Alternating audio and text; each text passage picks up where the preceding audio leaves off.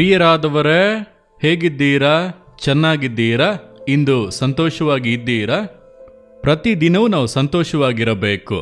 ಆದ್ದರಿಂದಲೇ ನೋಡಿರಿ, ದೇವರು ನಾನಿನೊಟ್ಟಿಗೆ ನಡೆಯುವ ಒಬ್ಬ ದೇವರು, ಯೇಸುವಿನೊಟ್ಟಿಗೆ ನಡೆಯುವಂತ ಒಂದು ಅನುಭವದಲ್ಲಿ ನಾವು ಬಾಳಬೇಕು. ಪ್ರತಿದಿನ ಆತನೊಟ್ಟಿಗೆ ನಾವು ದಿನವನ್ನು ಆರಂಭಿಸಬೇಕು, ಆತನೊಟ್ಟಿಗೆ ಮುಗಿಸಬೇಕು. ಆತನು ಎಲ್ಲಾ ಸ್ಥಳದಲ್ಲೂ ಸಂಗಡ ಇರುವನು, ಸರಿನಾ? ಆದ್ದರಿಂದ ನೀವು ಸೋತು ಹೋಗದೆ ಯಾವಾಗಲೂ ಯೇಸುವನ್ನು ಹೃದಯದಲ್ಲಿ ನೆನೆಸಿಕೊಳ್ಳಬೇಕು. ನೀವು ಆಶೀರ್ವದಿಸಲ್ಪಟ್ಟವರಾಗಿ ಇರಬೇಕೆಂದು ತಾನೇ ಬಯಸುತ್ತೀರಿ. ಮಗಳೇ, ನೀನು ಆಶೀರ್ವದಿಸಲ್ಪಟ್ಟ ಮಗಳು, ಮಗನೇ, ನೀನು ಆಶೀರ್ವದಿಸಲ್ಪಟ್ಟ ಮಗನು ಎಂದು ಯೇಸುವಿನ ನಾಮದಲ್ಲಿ ನಾನು ಹೇಳುತ್ತೇನೆ. ನೀವು ಭಾಗ್ಯವಂತರು. ಹಾಗಾದರೆ ಯಾರು ಭಾಗ್ಯವಂತರು ಎಂದು ವಾಕ್ಯ ಹೇಳುತ್ತದೆ? ಒಂದು ವಾಕ್ಯವನ್ನು ನೋಡಿರಿ, ರೋಮಾಪುರದವರಿಗೆ 4ನೇ ಅಧ್ಯಾಯ 7ನೇ ವಾಕ್ಯದಲ್ಲಿ, ಯಾರ ಅಪರಾಧಗಳು ಪರಿಹಾರವಾಗಿವೆಯೋ, ಯಾರ ಪಾಪಗಳು ಕ್ಷಮಿಸಲ್ಪಟ್ಟಿವೆಯೋ ಅವರೇ ಧನ್ಯರು. ಧನ್ಯರು ಅಂದರೆ ಆಶೀರ್ವದಿಸಲ್ಪಟ್ಟವರು ಎಂದು ಅರ್ಥ. ನಾವು ಸಾಧಾರಣವಾಗಿ ಏನಂದುಕೊಳ್ಳುತ್ತೇವೆ? ದೊಡ್ಡ ಮನೆ ಇದೆ, ಸೌಕರ್ಯಗಳಿದೆ, ಕೆಲಸ, ಸಂಪಾದನೆ, ಹಣ, ಕಾರಿದೆ, ಅವರೇ ಧನ್ಯರು, ಅವರೇ ಆಶೀರ್ವದಿಸಲ್ಪಟ್ಟವರು ಅಂದುಕೊಳ್ಳುತ್ತೇವೆ. ಹಾಗಲ್ಲ. ಅದೆಲ್ಲವೂ ನೆಲೆಯಾಗಿ ಇರದೇ ಇರುವಂಥದ್ದು.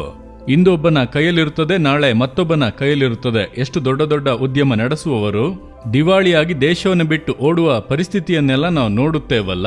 ಹಾಗಾದ್ರೆ ಅದಲ್ಲ ನಿಜವಾದ ಆಶೀರ್ವಾದ. ನಿಜವಾದ ಆಶೀರ್ವಾದ ದೇವರಿಂದ ಆಶೀರ್ವದಿಸಲ್ಪಟ್ಟವರು ಅಂದರೆ ಯಾರು ಗೊತ್ತಾ? ಯಾರ ಪಾಪಗಳು ಕ್ಷಮಿಸಲ್ಪಟ್ಟಿವೆಯೋ, ಯಾರ ಅಪರಾಧಗಳು ಪರಿಹಾರವಾಗಿದೆಯೋ ಅವರೇ ನಿಜವಾಗಿ ಆಶೀರ್ವದಿಸಲ್ಪಟ್ಟವರು. ಅವರ ಹೃದಯದಲ್ಲೇ ಸಮಾಧಾನವಿರುತ್ತದೆ, ನೆಮ್ಮದಿ ಇರುತ್ತದೆ, ದೊಡ್ಡ ಸಂತೋಷವಿರುತ್ತದೆ. ನೀವು ಅಂತಹ ಒಂದು ಅನುಭವವನ್ನು ಹೊಂದಿದ್ದೀರಾ?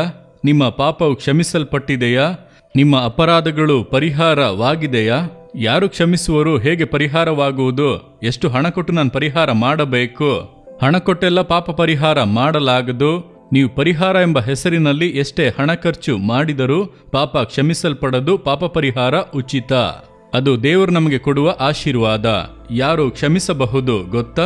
ನಮ್ಮ ಪಾಪಕ್ಕಾಗಿ ಯಾರು ಪರಿಹಾರವನ್ನು ಮಾಡಿದ್ದಾರೋ ಅವರೇ ಪಾಪವನ್ನು ಕ್ಷಮಿಸಬಹುದು.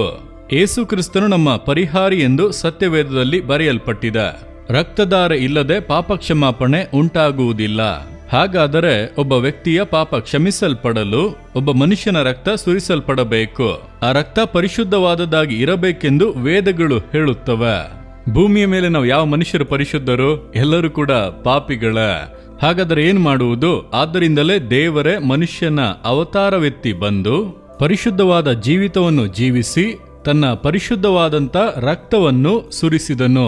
ಆದ್ದರಿಂದಲೇ ಸತ್ಯವೇದ ಹೇಳುತ್ತದೆ, ಯೇಸು ಕ್ರಿಸ್ತನ ರಕ್ತ ಸಕಲ ಪಾಪಗಳನ್ನು ನಿವಾರಿಸಿ ನಮ್ಮನ್ನು ಶುದ್ಧೀಕರಿಸುತ್ತದೆ. ಯೇಸುವೆ, ನಾನು ಪಾಪಿಯೇ, ನನಗಾಗಿ ನೀವು ಶಿಲುಬೆಯಲ್ಲಿ ರಕ್ತ ಸುರಿಸಿ ಪರಿಹಾರವನ್ನು ಉಂಟು ಮಾಡಿದಿರಿ. ನಿಮ್ಮ ರಕ್ತದಿಂದ ನನ್ನನ್ನು ತೊಳೆಯಿರಿ, ನನ್ನ ಪಾಪವನ್ನು ಕ್ಷಮಿಸಿರಿ. ಪಾಪವನ್ನು ಅರಿತು ಅರಿಕೆ ಮಾಡಿ ಮನತಿರುಗಿ ಪ್ರಾರ್ಥಿಸುವಾಗ ಯೇಸು ಕ್ರಿಸ್ತನ ರಕ್ತ ಸಕಲ ಪಾಪಗಳನ್ನು ನಿವಾರಿಸಿ ನಮ್ಮನ್ನು ಶುದ್ಧೀಕರಿಸುತ್ತದೆ. ಹಾಗೆ ಯೇಸುವನ್ನು ಸ್ವೀಕರಿಸಿಕೊಳ್ಳುವಾಗ ನಮ್ಮ ಪಾಪಗಳನ್ನು ಆತನು ಮುಚ್ಚಿ ಹಾಕುವನು. ಆತನ ರಕ್ತ ಮುಚ್ಚಿ ಹಾಕುತ್ತದೆ. ಅವರೇ ಭಾಗ್ಯವಂತೆಯರು, ಅವರನ್ನೇ ದೇವರ ಮಕ್ಕಳು ಎಂದು ಹೇಳಬಹುದು. ಆ ಅನುಭವ ನಿಮಗೆ ಇದೆಯಾ? ಹಾಗೆ ಇಲ್ಲದೇ ಇದ್ದರೆ ಇಂದು ಹೇಳಿರಿ, ದೇವರೇ, ಯೇಸುವೆ, ನನಗಾಗಿ ಶಿಲುಬೆಯಲ್ಲಿ ರಕ್ತ ಸುರಿಸಿದಿರೆ, ನಿಮ್ಮ ರಕ್ತದಿಂದ ನನ್ನ ಹೃದಯವನ್ನು ತೊಳೆಯಿರಿ, ನನ್ನ ಪಾಪಗಳನ್ನು ತೊಳೆಯಿರಿ, ನನ್ನ ಅಪರಾಧಗಳನ್ನು ಕ್ಷಮಿಸಿರಿ. ನಾನು ಹೀಗೆ, ಪಾಪ ಅಂದರೆ ಕೊಲೆ ಮಾಡುವುದು, ಕೊಳ್ಳೆ ಹೊಡೆಯುವುದು, ಇದನ್ನೇ ಪಾಪ ಅಂದುಕೊಳ್ಳುತ್ತೇವೆ. ಅಲ್ಲ, ಮನುಷ್ಯನ ಹೃದಯದಿಂದ ದುಷ್ಟ ಆಲೋಚನೆ, ವ್ಯಭಿಚಾರ, ವೇಷಿತನ, ಅಶುದ್ಧ, ಕಾಮಾಭಿಲಾಷೆ, ಹಮ್ಮಿನ ಕಣ್ಣುಗಳು, ದೂಷಣೆ, ಹಗೆತನ ಇದೆಲ್ಲವೂ ಹೊರಟು ಬರುತ್ತದೆ. ಅದು ಮನುಷ್ಯನನ್ನು ಹೊಲೆ ಮಾಡುತ್ತದೆ ಎಂದು ಯೇಸುವೆ ಹೇಳಿದ್ದಾನೆ. ಹಾಗಾದರೆ ಹೃದಯದಿಂದ ಹೊರಟು ಬರುವಂತ ಇಚ್ಛೆಗಳು, ಅಹಂಕಾರ, ಹೊಟ್ಟೆ ಕಿಚ್ಚು, ಆ ರೀತಿಯಾದ ಆಸೆಗಳು, ಲೌಕಿಕ ಕಾರ್ಯಗಳು, ಈ ಪಾಪಗಳೆಲ್ಲ ನನ್ನ ಹೃದಯದಲ್ಲಿದೆ. ಇಂಥ ಎಲ್ಲ ಪಾಪಗಳನ್ನು ಕ್ಷಮಿಸಿರಿ, ನಿಮ್ಮ ರಕ್ತದಿಂದ ನನ್ನ ಹೃದಯವನ್ನು ತೊಳೆಯಿರಿ, ನನ್ನ ಪಾಪವನ್ನು ನೀವು ಮುಚ್ಚಿ ಹಾಕಿರಿ ಎಂದು ಪ್ರಾರ್ಥಿಸಿದರೆ ಯೇಸು ಕ್ರಿಸ್ತನು ನಿಮ್ಮ ಪಾಪಗಳನ್ನು ಕ್ಷಮಿಸಿ ನಿಮಗೆ ಹೊಸ ಹೃದಯವನ್ನು ಕೊಡುವನು. ಅದುವೇ ಶುದ್ಧೀಕರಿಸಲ್ಪಟ್ಟ ಹೃದಯ. ಅದುವೇ ಸಮಾಧಾನ ತುಂಬಿದ, ಮನಃಶಾಂತಿ ತುಂಬಿದ ಹೃದಯ. ಅದುವೇ ದೈವಿಕ ಸಮಾಧಾನ ತುಂಬಿದ ಹೃದಯ. ಅವರೇ ಭಾಗ್ಯವಂತೆಯರು. ನೀವು ಹೊಂದಿಕೊಂಡಿದ್ದರೆ ದೇವರನ್ನು ಸ್ತುತಿಸಿ, ಇದುವರೆಗೂ ಹೊಂದಿಕೊಳ್ಳದೇ ಇದ್ದರೆ ಹೃದಯದಲ್ಲಿ ಕೈಯಿಟ್ಟುಕೊಂಡು ಯೇಸುವೆ, ನಿಮ್ಮ ರಕ್ತದಿಂದ ನನ್ನನ್ನು ತೊಳೆಯಿರಿ, ನನ್ನ ಪಾಪಗಳನ್ನು ಮುಚ್ಚಿ ಹಾಕಿರಿ, ನನಗೆ ಪಾಪದಿಂದ ಬಿಡುಗಡೆ ಕೊಡಿ ಎಂದು ಪ್ರಾರ್ಥಿಸಿ ಇಂದಿನಿಂದ ನೀವು ಆಶೀರ್ವದಿಸಲ್ಪಟ್ಟವರಾಗಿ ಇರುತ್ತೀರಿ. ಪ್ರಾರ್ಥಿಸೋಣವಾ? ಯೇಸುವೆ, ನನಗಾಗಿ ಶಿಲುಬೆಯಲ್ಲಿ ರಕ್ತ ಸುರಿಸಿ ನನ್ನ ಪಾಪವನ್ನೆಲ್ಲ ಹೊತ್ತು ತೀರಿಸಿದಿರಿ. ನನ್ನ ಹೃದಯವನ್ನು ನಿಮ್ಮ ರಕ್ತದಿಂದ ತೊಳೆಯಿರಿ. ನಾನು ಮಾಡಿದ ಎಲ್ಲಾ ಪಾಪಗಳು, ನನ್ನ ಜನ್ಮ ಪಾಪ, ಕರ್ಮ ಪಾಪ, ಮಾಡಿದ ಪಾಪ ಎಲ್ಲವನ್ನು ನಿಮ್ಮ ರಕ್ತದಿಂದ ತೊಳೆದು ನನ್ನನ್ನು ಶುದ್ಧೀಕರಿಸಿ ಆ ಪಾಪವನ್ನೆಲ್ಲ ಮುಚ್ಚಿ ಹಾಕಿರಿ. ಆ ನಿಜವಾದ ಸಮಾಧಾನ, ಸಂತೋಷವನ್ನು ನನಗೆ ಕೊಡಿರಿ. ನನ್ನ ಹೃದಯದಲ್ಲಿ ಬಂದು ವಾಸ ಮಾಡಿರಿ. ನೀವದನ್ನು ಮಾಡಿದಿರಿ, ನಿಮಗೆ ವಂದನೆ. ನನ್ನ ಪಾಪಗಳನ್ನು ಕ್ಷಮಿಸಿದಿರಿ. ನನ್ನನ್ನು ಭಾಗ್ಯವಂತನಾಗಿ ಭಾಗ್ಯವಂತೆಯಾಗಿ ಮಾಡಿದಿರಿ, ಅದಕ್ಕಾಗಿ ಸ್ತೋತ್ರ. ಯೇಸು ಕ್ರಿಸ್ತನ ನಾಮದಲ್ಲಿ ಪ್ರಾರ್ಥಿಸುತ್ತೇನೆ. ಆಮೇನ್, ಆಮೇನ್.